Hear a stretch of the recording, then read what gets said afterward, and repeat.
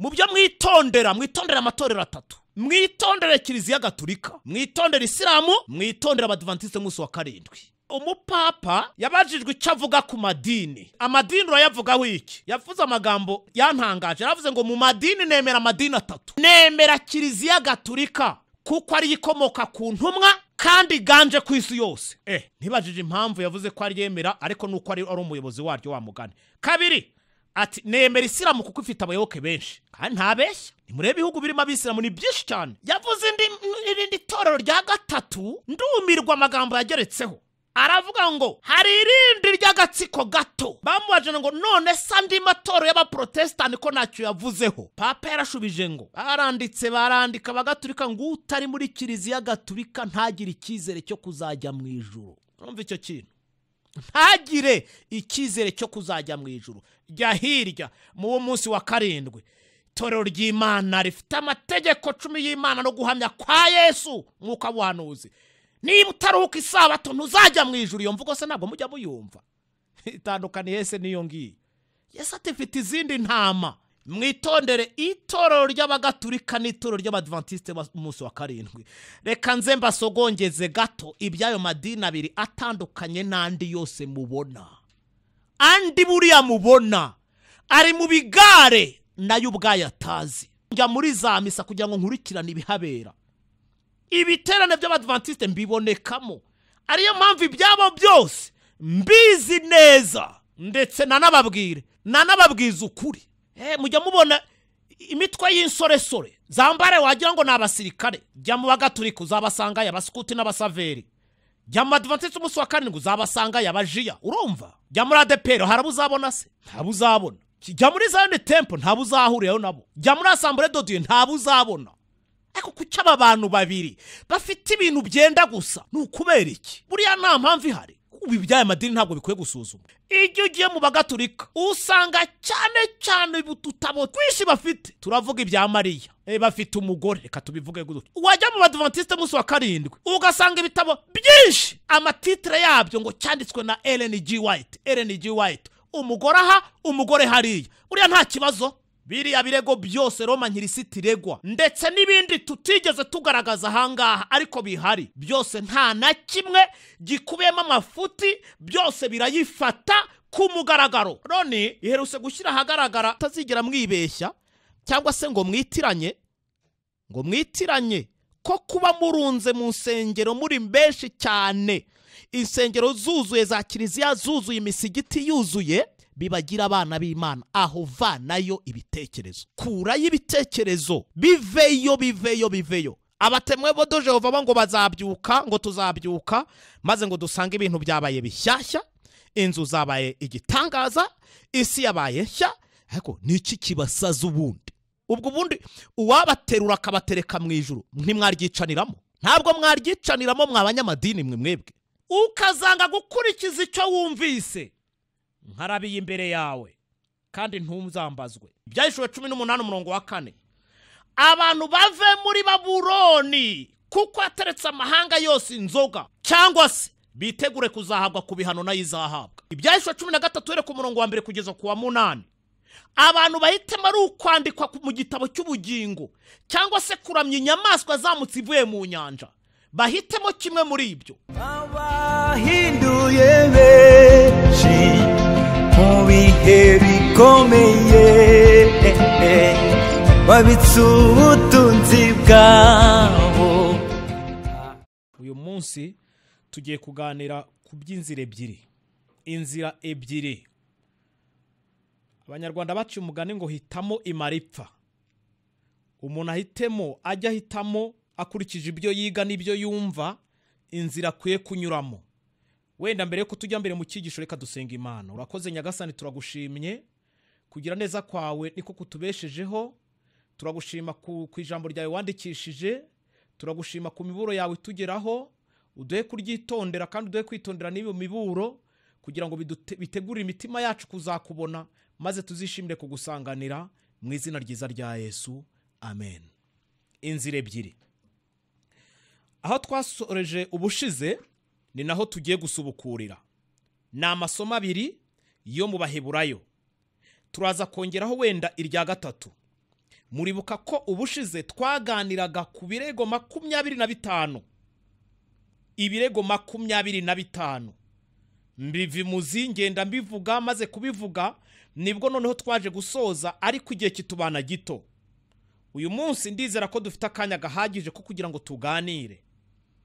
Ubu rero reka dusubukure aho twari twashoreje.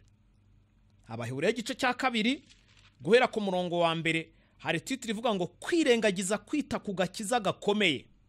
Nicyo gituma dukwiriye kurushaho kugira umwete wo kwita ku byo twumvise, kugira ngo tudatembanwa tukabivamo. Murongo wa 2, mbese ubwo ijambo ryavugiwe mu kanwa k'abamarayika ryakomeye, kandi ibicumuro byose no kutaryumvira bikiturwa ingaruka ibikwiriye, twebweho tuzarokoka dute nitwirengagiza agakiza gakomeye gatyo kabanje kuvugwa n'umwami wacu, natwe tukagahamirizwa n'abamwumvise. Muri iri somo hari ibintu twumvamo: kwitondera cyane iby'amatwi yacu yumvise. Kwitondera cyane iby'amatwi yacu yumvise. Ikindi cya 2, kutumvira icyo wumvise, icyo wateze amatwi, icyanyuze mu matwi yawe ntabwo bizigira byirengagizwa. Ibyo bishyire mu bwonko. Nicyo kintu gikomeye cyane cy'ingenzi dukura muri iryo somo ryo mu Baheburayo. Kwitondera cyane iby'amatwi yawe yumvise. Icya 2, kutumvira icyo wumvise. Umuntu ntagire ngo bizaterera iyo, cyangwa se bizahagarariraho, cyangwa se bizarekwa. Umuntu byanga bikunze azabiryozwa, azabibazwa. Twikomereza Abaheburayo igice cya 4 umurongo wa 12 haranditswe ngo kuko ijambo ry'Imana ari rizima, rifite imbaraga, kandi rikagira ubugi buruta bw'inkota zose, rigahinguranya ndetse kugeza ubwo rigabanya ubugingo n'umwuka, rikagabanya ubugingo n'umusokoro, kandi rikabangukira kugenzura iby'umutima wibwira ukagambirira. Nta cyaremwe kitagaragara imbere yayo, ahubwo byose bitwikuriwe nk'ibyambaye ubusa mu maso y'izatubaza ibyo twakoze. Iri somo ryo turarivanamo iki? Hano hatwereka ko ibyanditswe byera, ijambo ry'Imana, ko ryambika ubusa umwana w'umuntu, rigacengera rikageramo indani, rikamagaragaza uko ari, akanenge kose rikagashyira ahagaragara. Hari ikindi kandi batubwiye ko ku by'umuntu yibwira, ibyo agambirira, ibyo atekereza, wabishyira mu bikorwa utabishyira mu bikorwa. Iyo ijambo ry'Imana riseseye rikinjira rigahinguranya, ibyo ribishyira ahagaragara. Ibyo utatekereza ko byari bifite agaciro gakomeye mu maso y'Imana, ijambo ry'Imana rikaza rikabishyira imbaraga zidasanzwe. Hari ikindi kandi twumvamo: umuntu wese ahari yicara azi neza ko azabazwa ibyo yanyuzemo n'ibyo yakoze. Niko bashoje batubwira ngo imbere y'izatubaza ibyo twakoze. Wenda ndi kuri iri somo kubazwa ibyo abantu bakoze, muzi icyo bita kumashwamashwa cyangwa se kurya indimi, kumwaragurika. Muzi icyo ari cyo? Uzi kubazwa ibyo wakoze. Hari njya nkurikirana ibiganiro iyo Perezida wa Repubulika yasuye ahantu, maze umuturage akavuga akarengane yagize cyangwa se ibibazo yagiye ahura nabyo yagejeje mu nzego ntizibikemure. Umuturage kuva aravuze ati jyewe naragiye nsanga mudugudu arambwira ngo njye ku kagari, mva ku kagari njya ku murenge, njya kwa meya, mugezeho icyo kibazo, ubu maze kugenda inshuro 3 bansubizaho ngo nzagaruke. Ikintu gitangaje, Perezida ajya abaza ati meya, iki kibazo cy'uyu muturage wagikozeho iki ko cyakugezeho? Maze wajya kumva, kuko azi neza mu mutima we ko ahamya ko ntacyo yigeze agikoraho, ukumva ngo nyakubahwa wa Repubulika. Nyumvira icyo gisubizo, atangiye kumashwamashwa, atangiye kuvuga ibitari byo. Aho kuvuga ngo nyakubahwa Perezida wa Repubulika, agatangira ngo nyakubahwa wa Repubulika. Bitewe n'iki? Arimo kuryozwa no kubazwa ibyo yakoze. Nyakubahwa wa Repubulika, ngiki cyo bita kumashwamashwa, ngo icyo kurya indimi cyari cyo bisobanura. cyangwa se kumwaragurika, maze ejo tukumva kuri radiyo ngo yeguye kubw'impamvu ze bwite. Zahe? Ntazo, ahubwo ni ibyaha bye byo kutuzuza inshingano. Izo nshingano ziba zimureba, yabazwe ibyo yakoze, yananirwa kwiregura, maze tukumva ngo yeguye cyangwa se yegujwe. Niko n'abayobozi bagiye basobanura bati buriya ntimukabona beguye inshuro nyinshi baba banegujwe kubera ibyaha byabo n'inshingano batigeze buzuza. Hanyuma rero mbabwire, umuntu ukomeza gukora gahunda y'ibyo yibwira ko ari byiza, azi ko atazabibazwa ahagaze imbere y'umucamanza w'isi n'ijuru, aribeshya. Uzi gukomeza gahunda y'ibyo ukora umazemo igihe kandi ari bibi, ari ibyaha, Bibiliya iragucira amarenga ikakubwira ngo wicara uzi kuzabazwa, nugenzura imitima uzabazwa ibyo wakoze. Amahitamo rero ari imbere ya buri wese, ari imbere yacu, kugira ngo duhitemo ngo ese twumvire cyangwa se nitwumvire. Kuko uri kudushyirwa imbere kukagaragara, twifate dute? Amahitamo, guhitamo inzira umuntu akwiye kunyura, hari inzira ebyiri. Mu byahishwe igice cya 22 umurongo wa 18, Bibiliya tubwira ngo uzongeraho ku magambo y'ubuhanuzi bw'iki gitabo azongerwaho ibyago bicyanditsemo. Ubwo ni igice cya 16. Kandi uzagabanya ku magambo y'ubuhanuzi bw'iki gitabo azavanwa nawe ku mugabane w'abantu bazajya kurya ku mbuto z'igiti cy'ubugingo. Mu yandi magambo, azakurwa kuri liste y'abantu bazajya mu ijuru. Ibyahishwe 18 umurongo wa 4. Abantu bave muri Babuloni, kuko ateretse amahanga yose inzoga. Mubyumve neza, cyangwa se bitegure kuzahabwa ku bihano nayo izahabwa. Bintu ni bibiri. Nibavemo, kuko ateretse amahanga yose inzoga, amahanga yaragotomeye, amahanga yarasinze. Niba badashaka kuva aho ngaho, noneho bitegure kuzahabwa ibihembo Babuloni izahura nayo. Byahishwe igice cya 14 ku murongo wa 6 kugeza ku wa 9. Haragaragaza iki? Bibiliya irereka abantu ngo nibahitemo ikimenyetso cy'Imana cyangwa se bahitemo ikimenyetso cy'inyamaswa, bitegure akaga kazakurikira amahitamo yabo. Zira nebyiri, nta ya gatatu ibaho. Utari ku ruhande rumwe uba uri ku rundi. Ibyahishwe 13 ku murongo wa 1 kugeza ku wa 8. Abantu bahitemo ari ukwandikwa mu gitabo cy'ubugingo cyangwa se kuramya inyamaswa zamutse ivuye mu nyanja. Bahitemo kimwe muri ibyo, kuko Bibiliya tubwira ngo kuri uwo murongo wa 8 asoza ngo abari mu isi bose bazayiramya, umuntu wese izina rye ritanditswe mu gitabo cy'ubugingo cy'umwana w'intama atambwe uhereye ku kuremwa kw'isi. Shyira mu bwonko bwawe rero, urahitamo iki muri ayo mahitamo abiri urimo gushyirwa imbere? Ibyahishwe igice cya 3 ku murongo wa 14 kugeza ku wa 20. Abantu nibahitemo kuva mu kazuyazi bakonje cyangwa se babire, kuko kudakonja no kutabiruka bakazuyazi ibyo bintu biteye iseseme. Kudafata umwanzuro muzima w'inzira umuntu akwiye kunyuramo.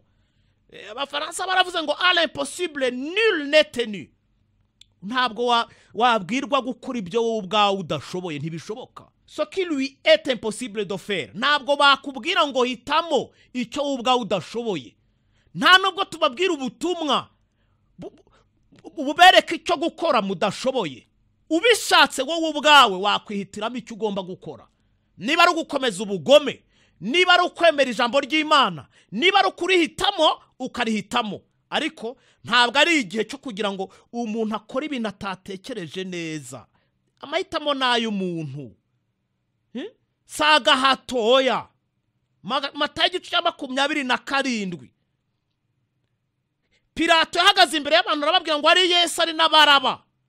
Uwo mukwiye guhitamo nuwe. Bose batera hejuru baravuga ngo Yesu nabambwe baraba niyigendera. Ayo mahitamo yabo mabi mu kanya gato yabazaniye ingaruka batabashije kuba bakwihanganira. Matayo igice cya 19, uwo ya musore w'umutunzi wageze imbere ya Yesu mu marenga akomeye cyane.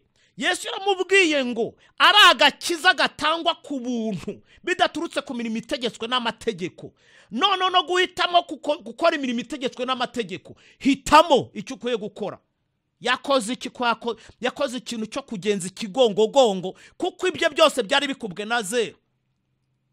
amahitamo. Daniel igice cya 3, abasore 3 ari itanure no kubarara imbere y'ikigirwamana, nibahitemo. Bahisemo neza, Imana irigaragaza. Yosuwa igice cya 24:15 ari ugukorera Uwiteka, ari n'imana z'abanyamahanga. Abisirayeli bashyizwe imbere ayo mahitamo, ngo nibahitemo icyo bakwiye gukora. Nibagihitemo icyo nashimye, Yosuwa yarababwiye ngo jye nahisemo karege n'inzu yanjye, tuhisemo kuzakorera Uwiteka, mwese mubimenye. Ngayo amahitamo yakagombye kuba kuri buri muntu uwo ari we wese. Buri muntu uwo ari we wese akagira amahitamo meza atuma agira ahazaza heza. Tugaruke kuri bya birego byacu 25. Biriya birego byose Roma nkirisiti iregwa, ndetse n'ibindi tutigeze tugaragaza ahangaha ariko bihari, byose nta na kimwe gikubiyemo amafuti, byose birayifata ku mugaragaro. Umve neza ayo magambo mvuze. Kimwe mu bintu nangurunuka ni ukugira ngo kuri gushyirwa ahagaragara, abantu batifuza kuko kuri kwajya ahagaragara, maze ngo ibyabo nabyo bijye ku mugaragaro, bagashaka impamvu zipfuye zo gusobanura ko babanga, babarwanya, hari ugira ubatoteza. Oya, bene izo mekanizme de defense arizo nzitwazo. Kamabwira, nta na rumwe imbere y'Imana ruzemerwa, usibye ko nanjye ntarwemera. Urwitwazo rwo ari rwo rwose umuntu yagaragarijwe ukuri, agatangira gutekera ngo baramwanga, ngo baramuvuga, ngo baramurwanya, kandi ukuri kwashyizwe imbere aranakwitegereza. Izo mekanizme de defense abantu bazana nta na rumwe rushobora kwemerwa imbere y'Imana. Niko bimeze, iryo ni ihame, nta n'uwarihindura.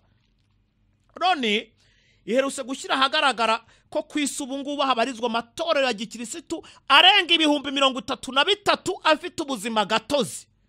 Hano mu Rwanda amatorero avuka buri munsi amaze kurenga 400 ya gikirisitu. Dore rero ikintu kibabaje giteye agahinda ku byayo matorero, nta na rimwe rivuka rigamije gusubizaho imfatiro z'ubukirisitu bwataye isura kubera Roma yamaze kubwangiza. Nta na rimwe. Kuko kuvuka kwayo nimukurikira neza muzasanga avuka bapfuye amafaranga, basuzuguranye, umwe atesheje icyubahiro undi, umwe agashinga irye undi agashinga irye.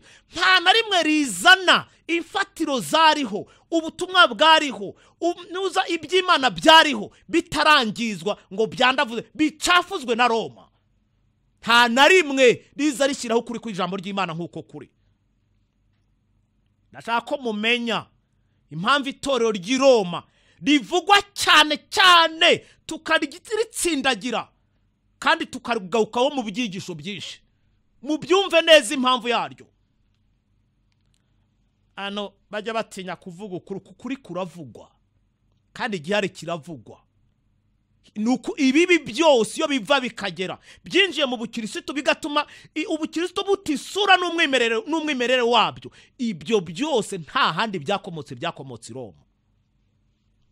Nintangira gusesengura ingingo ku ngingo, igitabo ku gitabo, muzasanga ko ibyo mbabwira ari ukuri kweruye.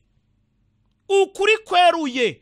Ibibi byose iyo biva bikagera, byacengeye, byaseseye, byinjiye mu bukirisitu, bigatuma ubukirisitu butisura, umwimerere bwahoranye, bwavukanye ukajya hasi. Inkomoko yabyo byose byatkomotse i Roma. Ndabaha ingero.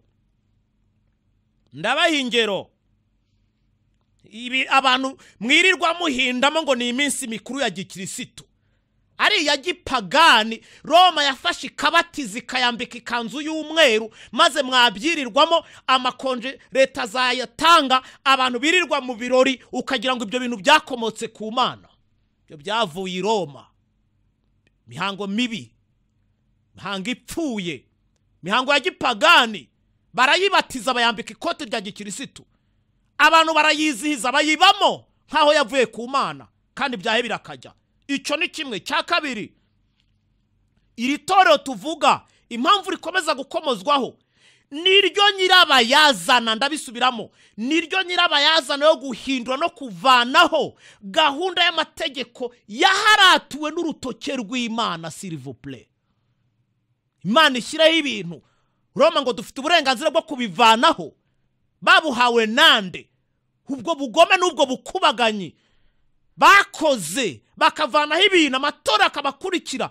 Turabasuzumira ingingo ku ngingo, tugiye kubivuga kandi dukoresha ibitabo by'abanyamatorero banditse, mutagira ngo harahandi tuzabivana. Ikindi cya gatatu gikomeye, amateka yaryo y'iri torero iri turimo kuvuga aryerekana nk'iryarimbuye za miliyoni na za miliyoni. Ubwo abaprotestani bagerageza gushyira ukuri ahagaragara, barabarimbagura, barabica, babicira kubamara. Shima Imana, ntabwo ushobora kuzimangatanya ukuri ngo bishoboke. Ntushobora kuzimangatanya isura y'abantu. Icyo waba ubahora icyo ari cyo cyose, kuko utabaremye. Uzabigerageza ariko ntabwo uzigera urangiza gahunda yawe. Umupapa yabajijwe icyo avuga ku madini. Amadini urayavugaho iki? Yavuze amagambo yantangaje. Yaravuze ngo mu madini nemera amadini atatu. Ndashaka ko mufungura amatwi yanyu mukumva icyo ngiye kubabwira. Yaravuze ngo nemera Kiliziya Gatolika kuko ari ikomoka ku ntumwa kandi ganje ku isi yose. Ntibajije impamvu yavuze ko ari yemera, ariko nuko ari umuyobozi waryo wa mugani. Kabiri, ati nemera Isilamu kuko ifite abayoboke benshi. Kandi ntabeshya, nimurebe ibihugu birimo abisilamu ni byinshi cyane. Yavuze irindi torero rya gatatu, ndumirwa amagambo yageretseho. Aravuga ngo hari irindi ry'agatsiko gato k'itorero ry'Abadventist b'umunsi wa karindwi. Bamubajije, mwumve neza, bamubajije ngo none sandi matoro y'abaprotestani ko ntacyo yavuzeho. Papa yarashubije ngo bariya n'abana bacu, ikosa bafite, ikosa bakoze nuko banze Mariya, naho ubundi turi bamwe. Murumva iyo mvugo? Murumva iyo mvugo? Kambabwire rero, mu byo mwitondera amatorero atatu. Mwitondere Kiliziya Gatolika, mwitondere Isilamu, mwitondere Abadventiste b'umunsi wa karindwi. Ndabaha impamvu, ariko cyane cyane mwitondere itorero ry'Abagatolika n'itorero ry'Abadventiste b'umunsi wa karindwi. Reka nze mbasogongeze gato ibyayo madini abiri atandukanye n'andi yose mubona. Andi buriya mubona ari mu bigare nayo ubwayo atazi. Aya matora ya madini uko ari abiri, ndababwira ngo muyitondere. Impamvu ni iyihe? Ibibera muri ayo matorero ndabizi kenshi cyane, mbonja muri za misa kugira ngo nkurikirane ibihabera. Ibiterane by'Abadventiste mbibonekamo, ariyo mpamvu ibyabo byose mbizi neza, ndetse nanababwiza ukuri. Ababikira nibo bigeze kumbaza, bajyaga bantira ibitabo by'idini ryabo batagira, bakambaza ngo ariko tubwire, nk'ibi bintu wabivanye he? Ibi bintu wabivanye he? Ibi bitabo wabivanye he? Ntindabitunga kuko nza agaciro kabyo, ndabifite rero. Kambabwire rero ko bafite umwihariko w'ibibi wabo bitaba handi. Bafite umwihariko w'ibintu bibi wabo bitaba handi. Ayo matorero abiri, ko mbere yuko mbijyaho, kamanze mbibwirira iby'indimi ibiri, muze kumva neza ikintu ndimo kwinjiraho njya kuvuga. Burya bavuga mu Kinyarwanda ngo ababurana ari babiri, umwe aba yigiza nkana. Ndababwira ibya Yerusalemu ni Babuloni, imijyi itandukanye. Yerusalemu cyari icyicaro cy'Imana, Babuloni hakaba icyicaro cya Satani. Ndabisobanura mu tugingo tune. Akambere, i Yerusalemu Imana yari umujyanama wabo. Yesaya igice cya mbere umurongo wa 18 ngo nimuze tujye inama. Naho ibyaha byanyu nimuze tujye inama. Urumva iryo jambo? Yeremiya igice cya 4 ngo Imana yinginga abayuda, wakwinginga abantu mudasanzwe mukorana. Yeremiya igice cya 7 ngo Imana isezeranya abayuda amahoro nibaramuka bayumviye. Yesaya igice cya 40 ugenda usomaho hose, ni Yeremiya igice cya 4, Yeremiya igice cya 7, Yesaya 40 na Yesaya igice cya 18. Harerekana neza ko Imana yari umujyanama w'abayuda. I Babuloni rero naho Satani yari umujyanama wabo, kuko i Babuloni niho harindiri y'abapfumu, y'abacunyi, y'abakonikoni, harindiri ikomeye cyane yabo. Daniel igice cya 2:27 ugenda usome, harakubwira ngo iyo bagiraga ikibazo nibo bitabazaga kukugira ngo babagire inama icyo gukora. Icya 2, Yerusalemu hari ingori yo Mana yabo, yari umujyanama wabo bayisengeragamo. Mugene musomo rwa 2 rw'ibyo ku ngoma igice cya 7 were ku murongo wa 1. Wenda urwo rusenge nubwo barusenye barongeye bubaka urundi, bari bafite aho bayisengera. I Babuloni naho abo bapfumu, abo bacunyi, abo bakonikoni, usibye nibyo hari amasinagogi y'Imana zaho. Imana nka Beri, Imana nka Eya, Imana nka Mariduke, Imana nka Ishitari, Imana nka Enire, z'amoko menshi. Nzabasobanurira ibyazo neza nitwinjira ngiye gusobanura Babuloni icyo ari cyo. Hamwe Imana ibabereye umujyanama, ahandi Satani ni umujyanama. Nuza i Yerusalemu bari bafite aho basengera iyo Mana. I Babuloni bari bafite amasinagogi baramirizamo Satani. Murumva ibyo bintu? Dusubire Yerusalemu hari ishuri ry'abana b'abahanuzi. Ugenda usome mu Bacamanza rwa 2 rw'ibyo ku ngoma, urabibona. Abacamanza igice cya 20 usome igice rwa 2 rw'ibyo ku ngoma igice cya 28 bari bafite ishuri ryasohoraga abana b'abahanuzi bafashaga abantu cyane. Uko niko i Babuloni naho hari amashuri yari yaramamaye yajyaga asohora abapfumu, abacunyi n'abakonikoni. Urumva imijyi ibiri itandukanye ariko ifite aho ihurira. Icya 4, inshingano y'abantu b'Imana babaga Yerusalemu nk'uko biri mu Kuva igice cya 19:4-5 na Yosuwa igice cya 24:19, nuko bagombaga gukwiza umucyo bamenye bawukawukwiza isi yose. Urumva icyo kintu? Tujye Babuloni, wenda tujye mu gice cya 3 guhera ku murongo wa 1 kugeza ku wa 12, tujye no muri Yeremiya igice cya 51 guhera ku murongo wa 9 wa 6 tugeze ku wa 9. I Babuloni naho bifuzaga kubutindi n'ubutiriganya n'ubuyobe n'ubugome bwabo bikwira isi yose. Mubibuke mu gice cya 3 babwira abantu bose ngo bubarare bavuye imihanda yose y'isi, kugira ngo nibataha bakagenda bageze iwabo bazigishe gahunda zabereye i Babuloni. Kangaruke gatoya rero, ya madini abiri navugaga, ngira ibyo mvuga byayo bike, ubundi bigeze hafi kuri 30 ariko nifatiyemo utuntu duke cyane kugira ngo mbereke impamvu ibyaya matorero abiri akwiye gukurikiranwa cyane. Papa niyibeshye koko, ntabwo yibeshye. Ni irihe torero muri iyi si mwigeze mubona rifite ibitabo byinshi nk'iby'abagatolika? Wowe nkurikira guhera kuri nimero ya 1 kurenga kuminuka muri za 20 ibyo bitabo ndabifite. Gatikisimo ku cy'abagore bataba abapadiri, imihango ya kiliziya, amateka ya kiliziya, umurundo w'ibitabo byinshi. Jya mu Bapanekoti nta uzabisanga, jya mu Methodiste ntabyo uzasangamo, jya muri AR ntabyo uzasangamo, jya muri Zane Temple ntabyo uzabonamo. Itorero ry'abagatolika rifite ibitabo nta rindi torero ribifite nkaryo. Jya mu Adventist munsi wa 7, ibihamya by'itorero imizingo, amigisha za buri gihembwe, ibyumweru byo gusenga, amavugurura, ibitabo by'umwuka w'ubuhanuzi n'ibindi byinshi cyane. Ngaya amatorero abiri afite ibitabo andi madini atagira. Murumva impamvu z'ibyayo madini bigomba gukurikiranwa bigasuzumwa abantu bitonze.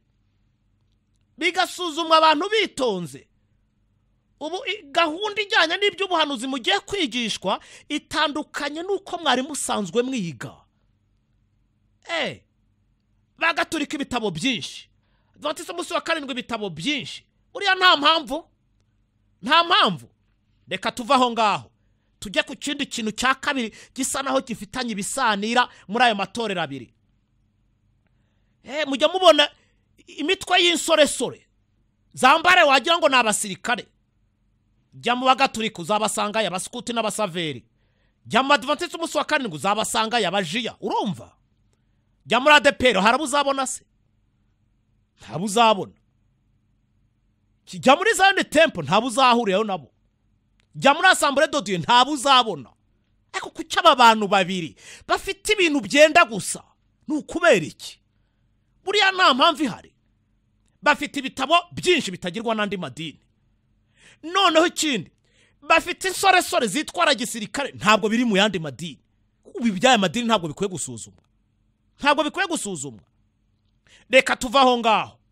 Ijye ugiye mu bagatulika usanga cyane ubututabo twinshi bafite. Turavuga ibya Mariya. Bafite umugore, reka tubivuge gutyo. Wajya mu Adventist umunsi wa karindwi ugasanga ibitabo byinshi amatitre yabyo ngo cyanditswe na Ellen G. White. Umugore aha, umugore hariya. Uriya nta kibazo. Abantu ko numva bafitanye ibintu bikwiye gusuzumwa. Ko abantu bakwiye kubisuzuma. Icyo si icya gatatu, reka tujye ku cya kane. Imishinga ifasha. Ko bagatulika Caritas hakurya Adara. Ako murumva icyo kintu. Ibintu by'aba bantu bikwiye gusuzumwa tukabyigaho. Gahunda itagipfa guhinduka ni icya gatanu. Ugiye mu bavandimwe bacu usanga misa yasomewe i Kabgayi, niyo yasomewe mu Ruhango, isomerwa i Kigali, amasomo namwe niyo yasomewe i Burundi, niyo yasomewe i Vatikani no muri Amerika. Gahunda ibari imwe. Mu itorero ry'Abadventist usanga kenshi gahunda. Njya ndeba abacibwa benshi ngo bishe gahunda.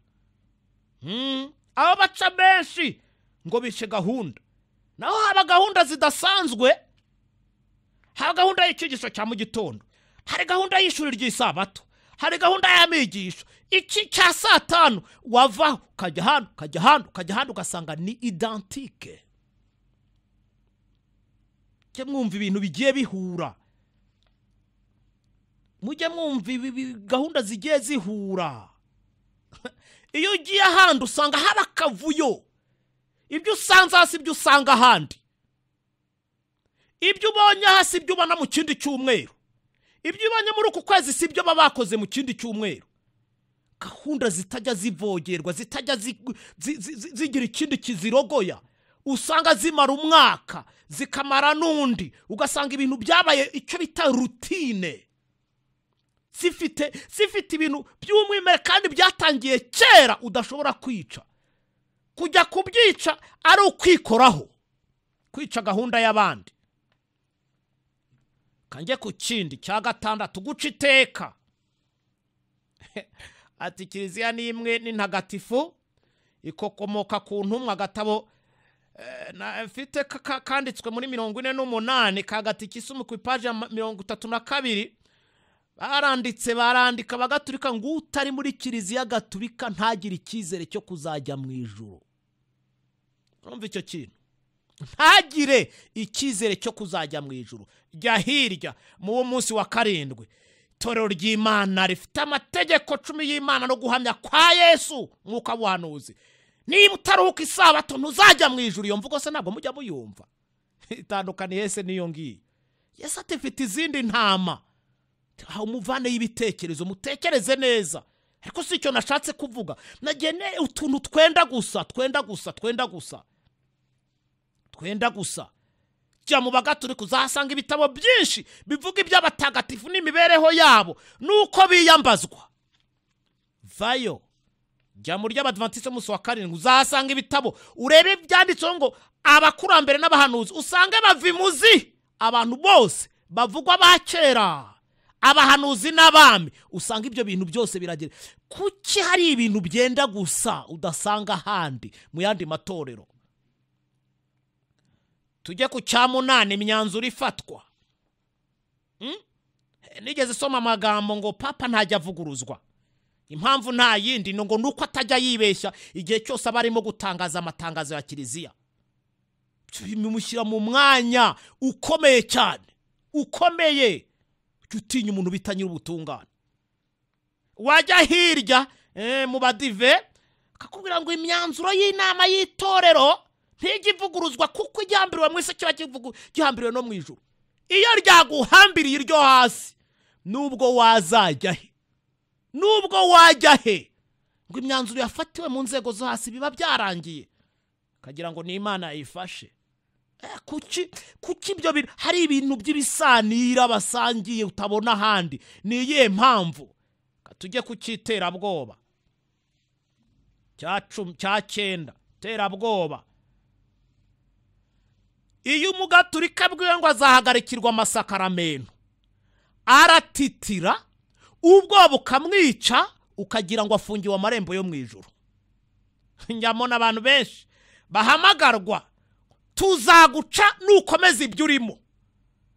Umuntu agahita yumva neza ijuru riramugwiriye. Umukobwa umwe yigeze kujya mu mavuna y'Abadventist umunsi wa 7 nyuma y'ibyumweru 2 barabatijwe.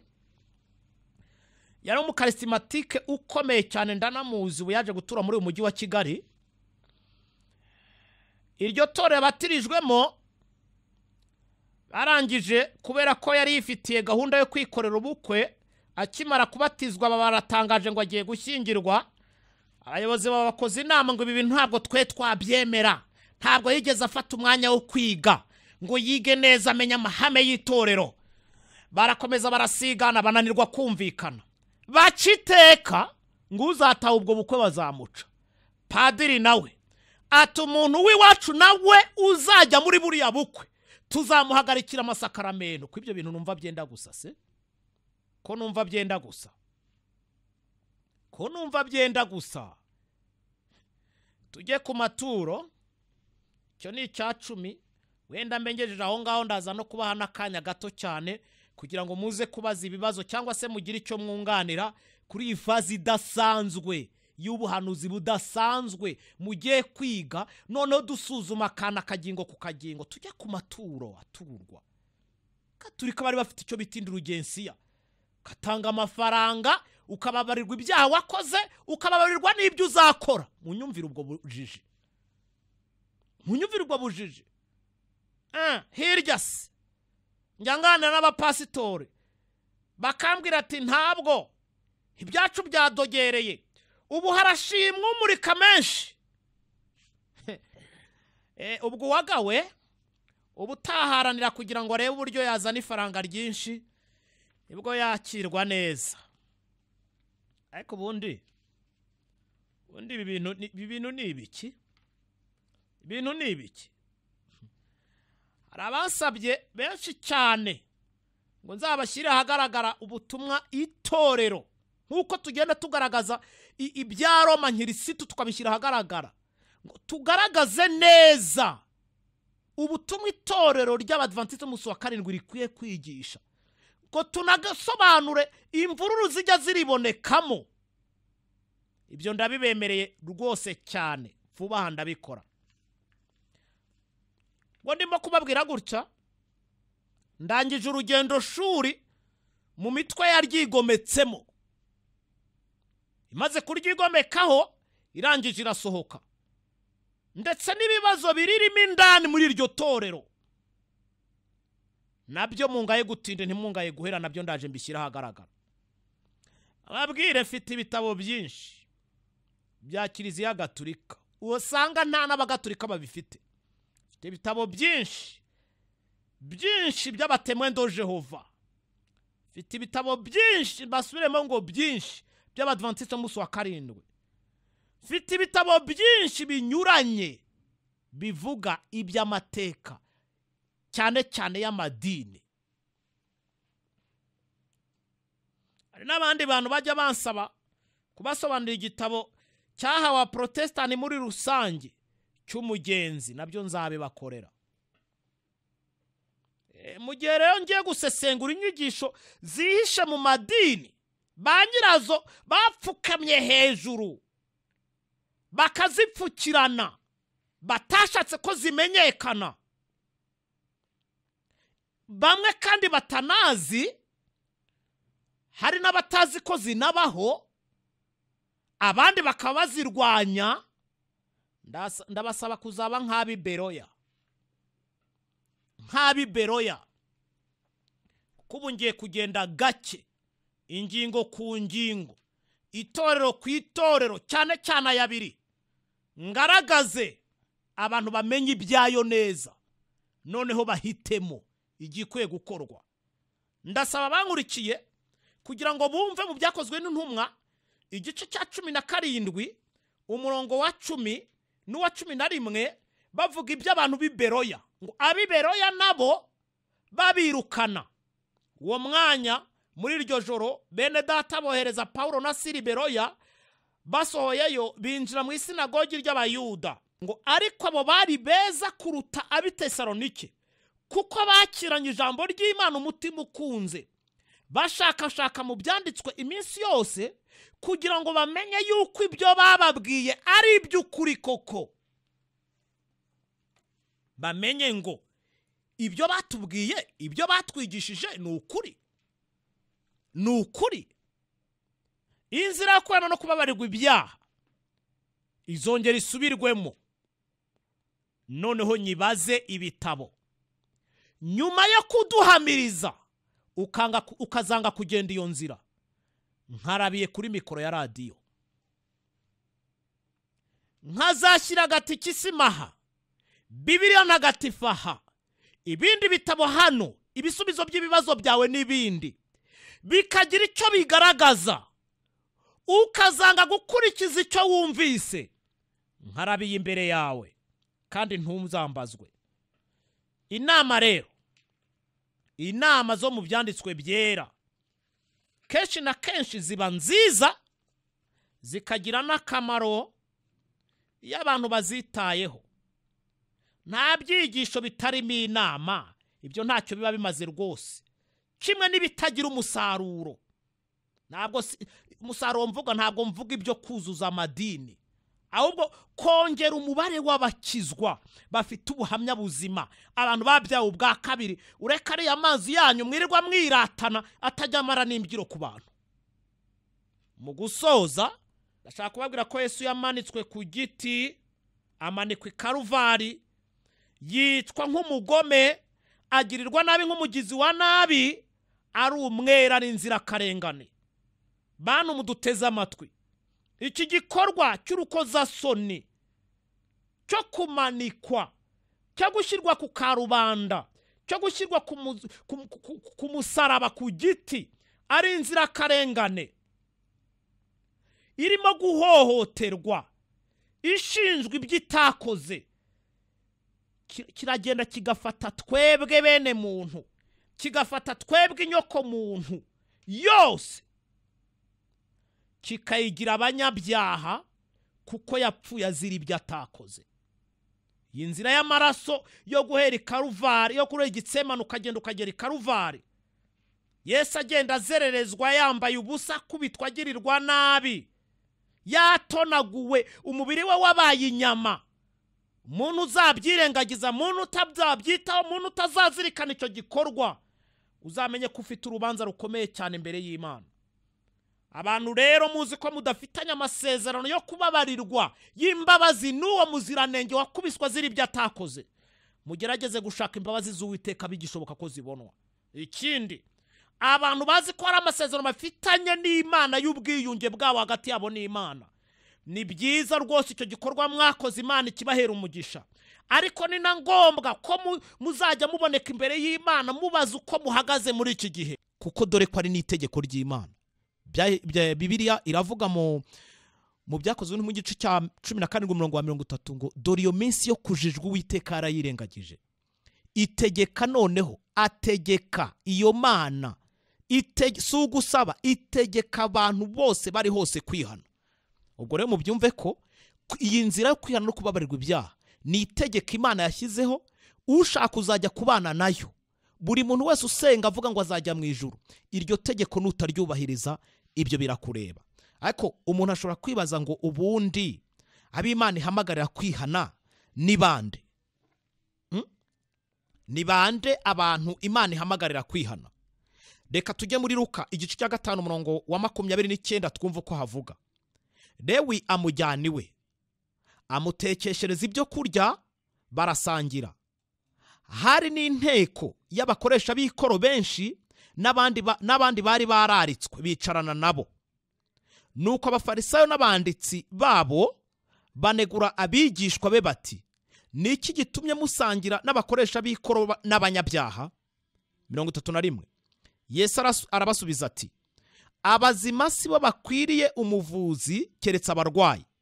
Sinazanywe no guhamagara abakiranuka keretse abanyabyaha ngo bihane. Ngira ngo buri muntu wese uteze amatwi afite icyo wumvise muri iri somo.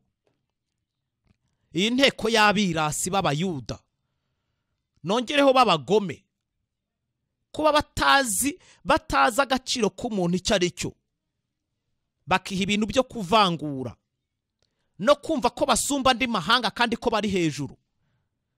Yesu arabitegereza, arabareba ubwo barimo bamaze kuvuga ngo barimo gusangira n'abanyabyaha, ngo ntibakagombye gusangira nabo, maze abaca umugani mwiza cyane. Dore ko Yesu yari umuntu uzi ubwenge, abaca umugani mwiza cyane, arababwira terega, aba murimo kwita abanyabyaha nibo banzanye mwe, nubwo bwirasi bwanyu n'uwo mwirato wanyu babamo, ntabwo ari mwe mwanzanye. Mwigize abakiranutsi, mwigize abazima, aba mwita abarwayi nibo nkorana nabo, kuko nibo bafite agaciro gakomeye mu maso yanjye.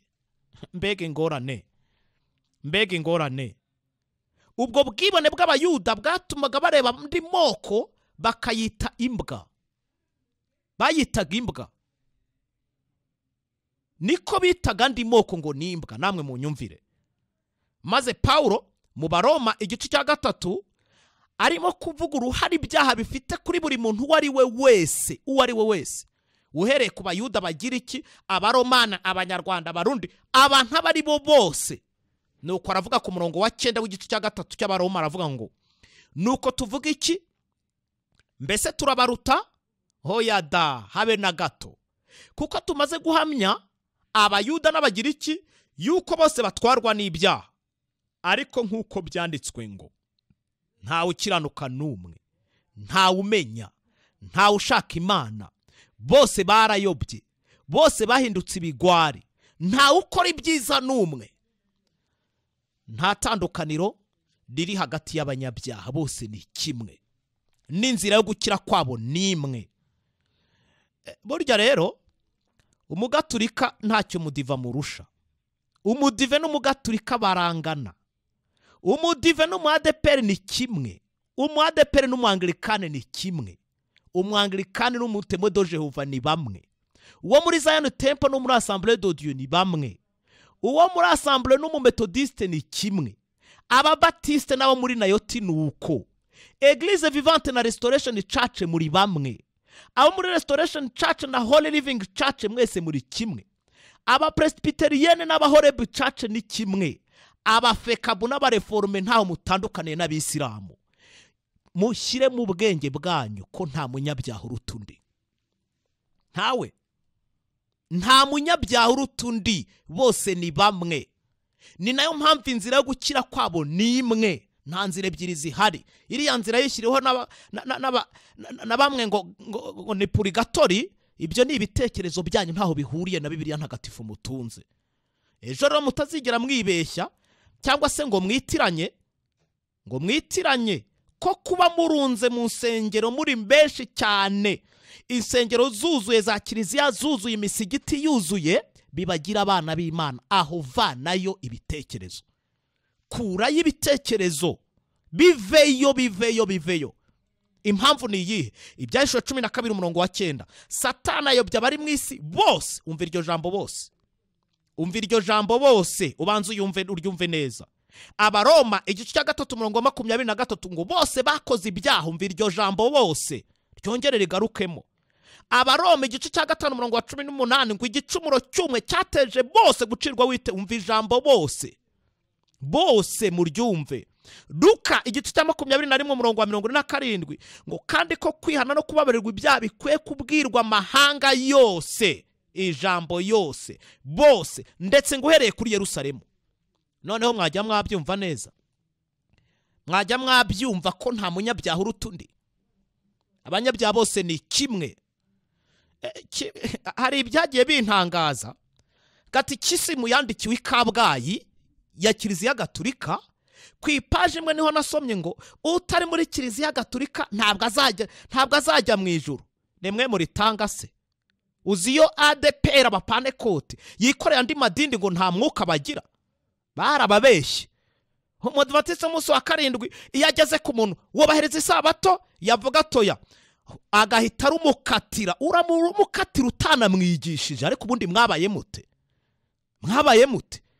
Abatemwe bo do Jehova ngo bazabyuka, ngo tuzabyuka maze ngo dusange ibintu byabaye bishyashya, inzu zabaye igitangaza, isi yabaye nshya. Ariko niki kibasaza ubundi? Niki kibasaza?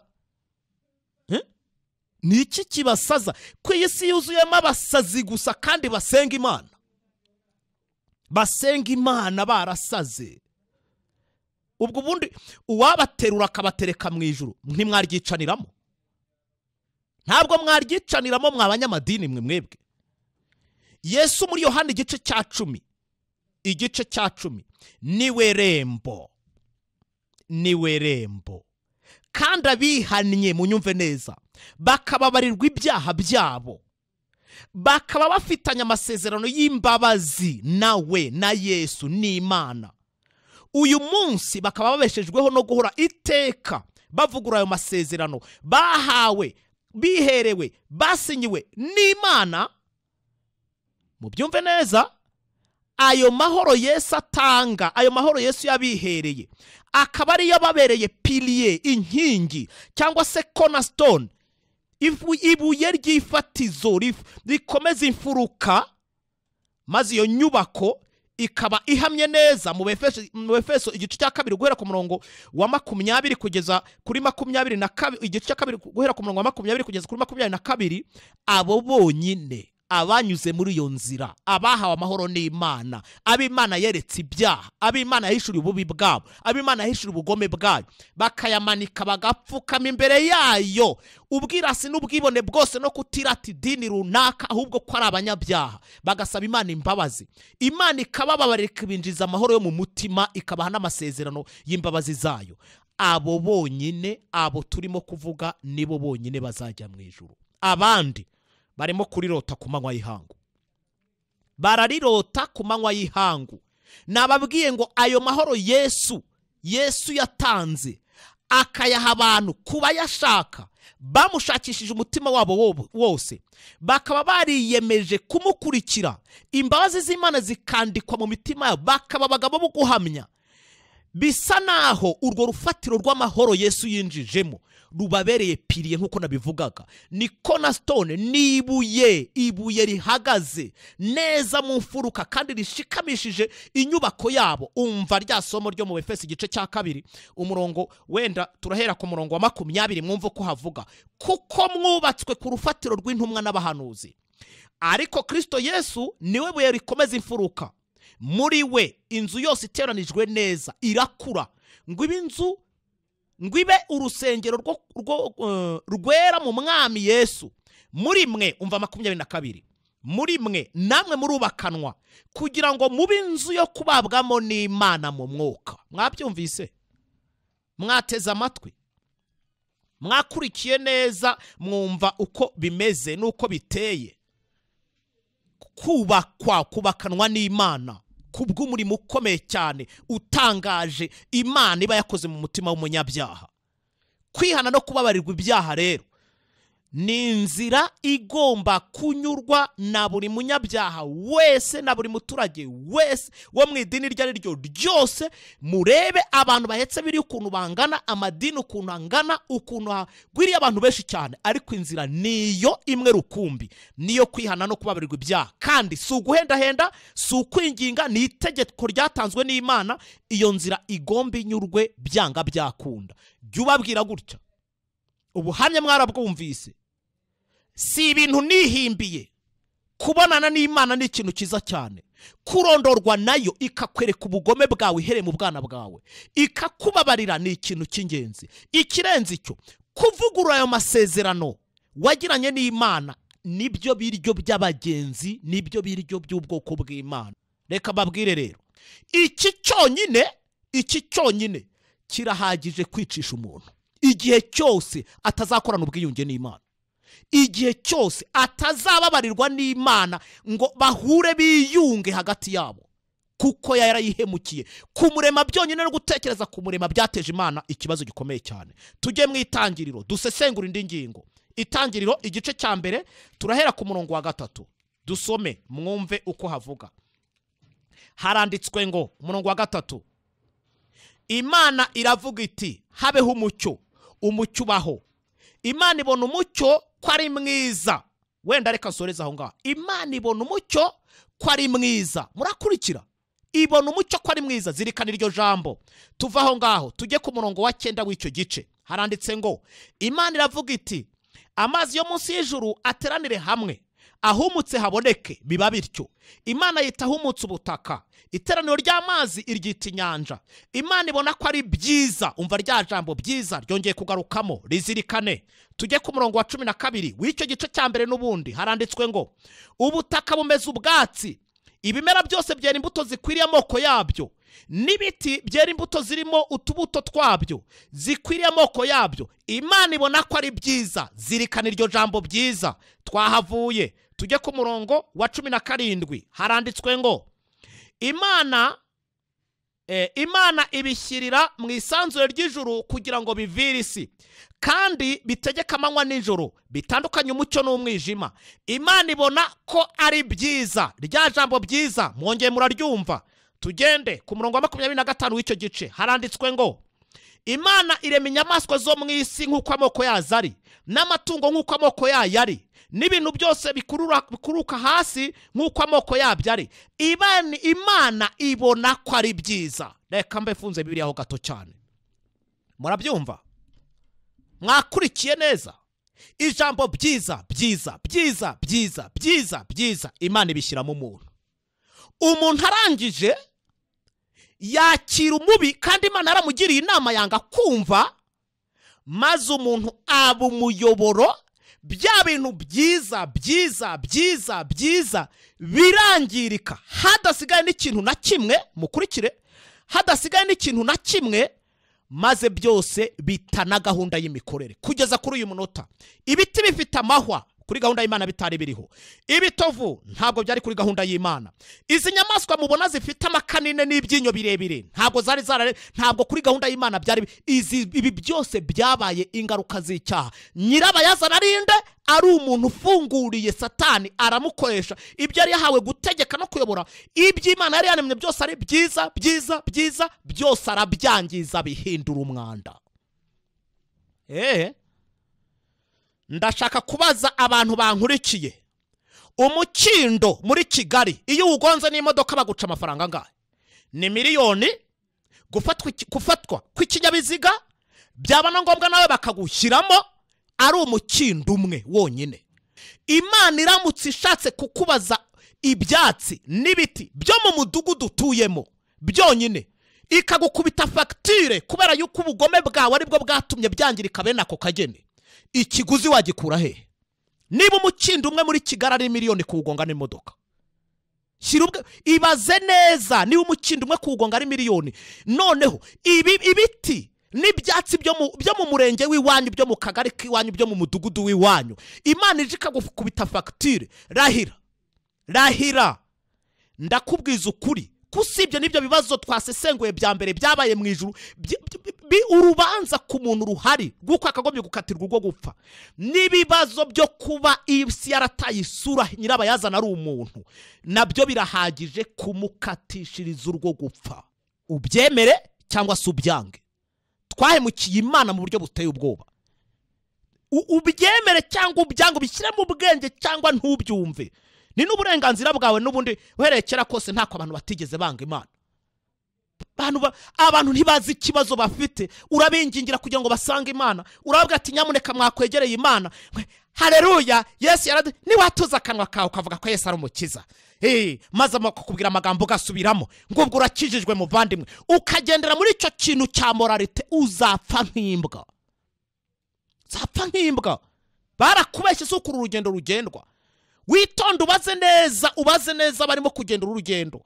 Inzira yo kwiyana kubabirirwa ibyaha uko ikorwa uwo murimo w'Imana ukorwa mu mutima w'umunyabyaha. Uko bigenda. Reka dusesengura indi ngingo ya gatatu igomba gutuma byanga byakunda umuntu wese uri ku isi wari we wese uri mu idini ryose akwiye gusanga Imana. Icya gatatu, Abaroma igice cya 3:23, kuko bose bakoze ibyaha ntibashyikira ubwiza bw'Imana. Uranyumvira? None Abaroma 3:23, ibihembo by'ibyaha ni urupfu. Waruzi ko buri muntu wese, buri muturage wese utuye ku isi yikoreye intumbi, kandi iyo ntumbi nta yinda ari ubwe. Reka mbabwize ukuri, bose twese twakoze ibyaha ntitwashyikira ubwiza bw'Imana. Ya masomo twatangije, Satani afite umugambi wo kuyobya abari mu isi bose. Ndashaka iryo jambo bose mu byumve. Nikola nikoreye intumbi ya Nikola. Nindamuka ntasenze ngo nige negera Imana, ibyo nsabwa mbikore nk'uko Uwiteka bitegetse mu ijambo rye, nzarimbuka.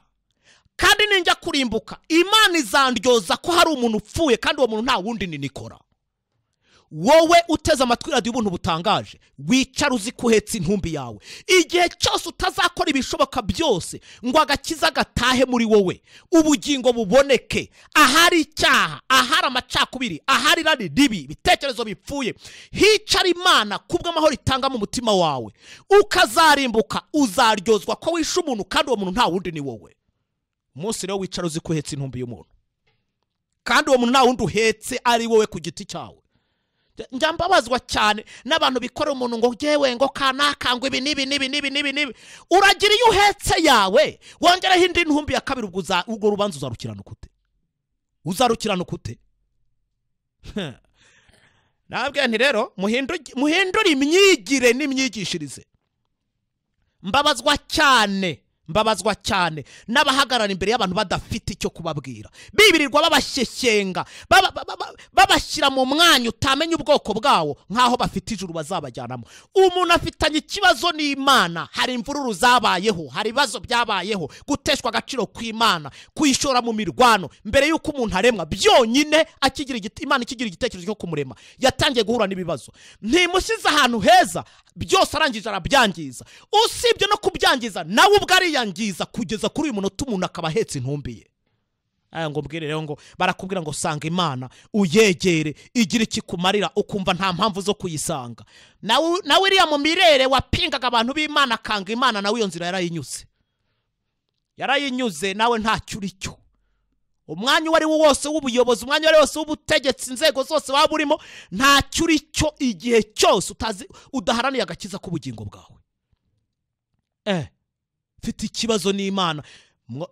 Mukurikire dusesengura indi ngingo ya 4 iteye ubwoba, yo ndashaka kugira ngo yo tuyitindeho, tuyimareho akanya. Mutega amatwi mwumve. Yesaya igice cya 53, duhere ku murongo wa 3. Mutega amatwi mwumve. Izi ngingo zirakomeye, zirengeje gukomera, kuko niba udashaka gusanga Imana, wumve ko unafite urubanza rukomeye cyane. Ese ubundi wakubwira ngo twumvise mu rukiko rw'Inyamirambo ibyawe barimo kubisuzuma, cyangwa se tugeze kuri polisi twumva bakuganira, barimo kuguhurahura, byonyine byatuma wicara ugatuza ugatekereza neza? Ubu se twumvise ngo nageze mu buyobozi, mu butegetsi bwite bwa leta, nsanga barimo gukurikirana ikibazo cyawe, wareja bundi uzabona baje kukuyora, wakwifata ute? Nta muntu yakubwira ngo ufitanye ikibazo n'Imana ukiha morale kubera ibintu wakuye ku minwa y'ababwiriza bitagira mvura, bitagira aho bivana abantu naho bibageza. Baguhaye morale maze barayikuremamo, bakumvisha ko uzajya mu ijuru utazi na nyiraryo, ntaho mwigeze muhurira, maze birangije bikakwareka mu bitekerezo, ugatekereza ko ibyo bakubwiye ari ukuri. Umuntu afitanye urubanza n'Imana, nushaka ubyemere cyangwa nushaka ubyange. Yesaya 53 umurongo wa 3. Yarasuzugurwaga, uwo ni Yesu bavuga. Yarasuzugurwaga, akangwa n'abantu.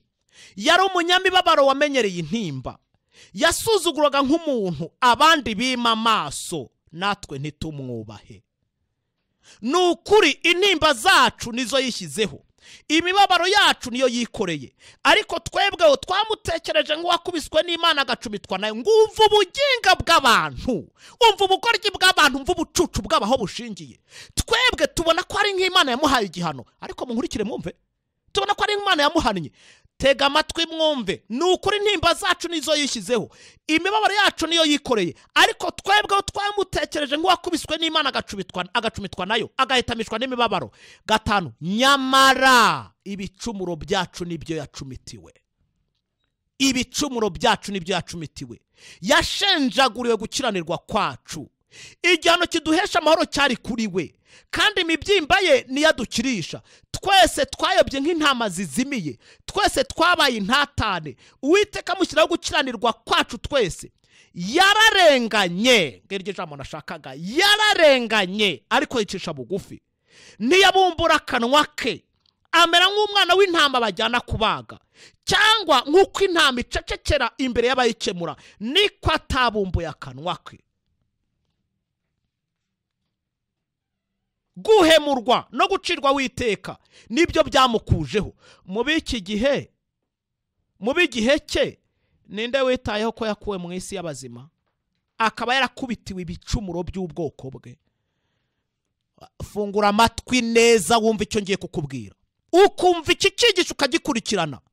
Uri umwicanyi wishe Imana, nishe Imana. Uri umwicanyi, ntabwo uzabihanagura. Impossible, ntibishoboka.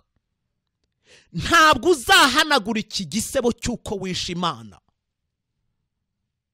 Yesu yazize ibyaha by'abari mu isi, ntuzigera uhanagura iki kintu. Ikintu kiri pire, kinababaje, giteye agahinda, kinababaje, ni ukubona Imana yaraje hano mu isi igafatwa, igacirwaho imyenda, ikazererezwa hirya no hino mu bikari by'abategetsi. Yamara gucirwaho imyenda igatonagurwa, ikunuka, igasigara ari inyama. Yamara gucirwaho imyenda igasigara na kabindo, agakashe sexe gahishe imbere gusa. Imana y'ubwayo ikabambwa hagati y'isi n'ijuru, ibambwe n'umwana w'umuntu.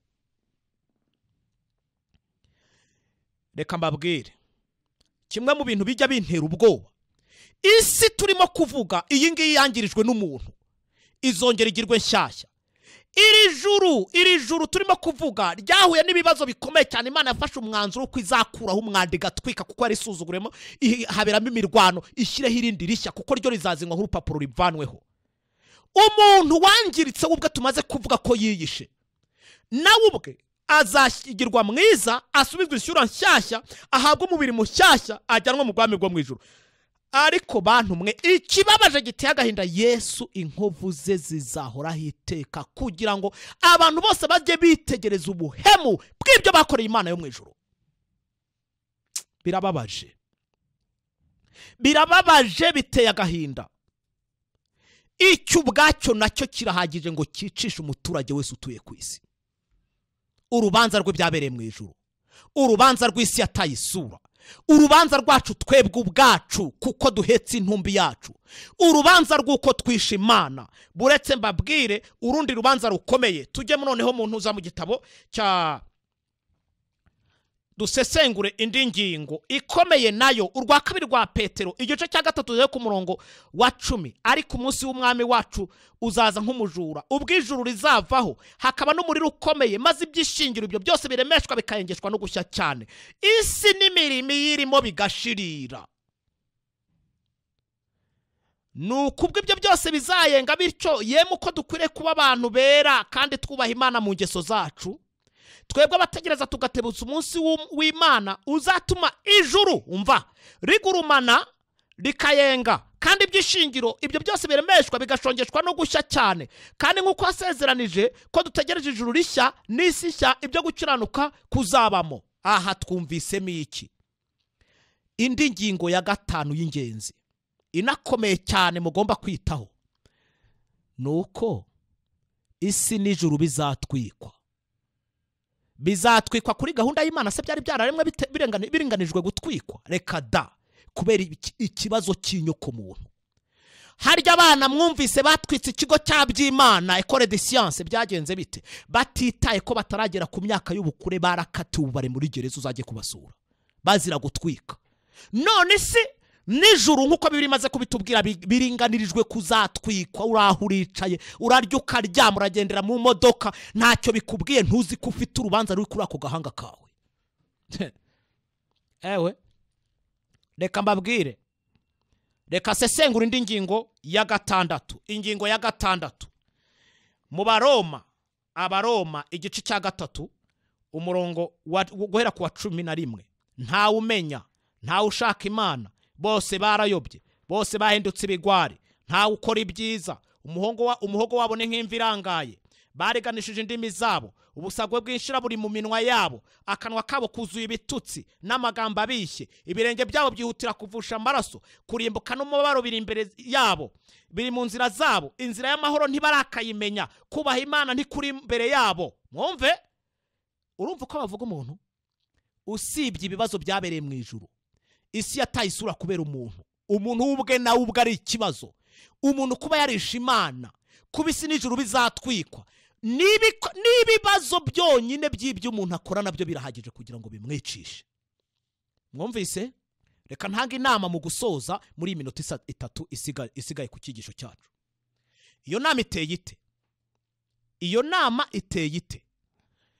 Rwose niba ufite ubwenge bukora, egera Imana uyisabire ibintu ngiye kukubwira. Uyisabe kwereka ibyaha byawe, amafuti yawe. Wenda ijambo ngo unyereke ibyaha byanjye nuwumva ritakuzamo neza, wowe uyisabire ngo Nyagasani ndondora umutima wanjye, unyereke ubugome bwanjye, unyereke ibyaha byanjye. Cyangwa se ukoresha indi mvugo uti Mana mpishurira ibyaha byanjye. Cyangwa se uyisabe ngo Nyagasani nyibutse ibyo nakoze, cyangwa se menyesha amafuti yanjye. Maze ibyo bikore, numara kubikora ahasigaye utegereze icyo Imana ikubwira, utegereze icyo Imana izakubwira. Ntuzigire shyashya, dore ko ikosa rikomeye umwana w'umuntu afite. Muryumve, Yeremiya igice cya 8 umurongo wa 6 ari naryo somo dushorejeho, haravuga ngo nabateze amatwi numva batavuga ibikwiriye. Murabyumva? Nabateze amatwi numva batavuga ibikwiriye. Nta numwe wihannye ibyaha bye ngo avuga ati mbese ariko nakoze iki? Iyo mvugo wigeze uyijyana imbere y'Uwiteka, ari cyo kikurangaje imbere ugiye kubaza Imana ibyo wakoze? Mwumvise ko bibiri dushinje? Mukuri iyi minota 2 isigaye, tekereza neza, tekereza ushyira ubwenge ku gihe. Ushyira ubwenge ku gihe. Imana iradushinje ngo nta bantu bajya baza imbere yanjye ngo bambaze ngo mbese twakoze iki. Nta bantu bajya baza imbere yanjye bambaze ngo ese ibyaha byacu ni ibihe, ese amafuti yacu ni ayahe. Iyaba abanyamasengesho bose bajyaga imbere y'Imana ariyo objectif yo kubaza Uwiteka ibyaha byabo. Reka mu kanya gato cyane dusigaranye twiragize Imana, kandi abasaba kugira ngo muzakomeze gukurikira ibi byigisho. Mana yacu urakoze cyane, turagusaba cyane kugira ngo iyi faze ikomeye cyane yo gushyira ukuri ahagaragara itangiye, uzatube hafi, utuyobore kandi uduhe guhitamo neza mu izina rya Yesu. Amen.